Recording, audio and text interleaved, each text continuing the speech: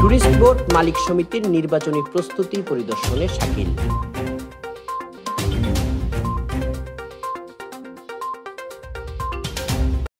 Rangamati tourist board মালিক সমিতির নির্বাচনী কার্যক্রম পরিদর্শন করেছেন জেলা বিএনপির সাংগঠনিক সম্পাদক সাইফুল ইসলাম শাকিল। শুক্রবার সন্ধ্যায় রিজার্ভ বাজার লঞ্চ ঘাটে সমিতির কার্যালয়ে উপস্থিত হয়ে তিনি নির্বাচনী কার্যক্রম পরিদর্শন করেন এবং প্রার্থী ও সদস্যদের উদ্দেশ্যে দিক নির্দেশনামূলক বক্তব্য রাখেন।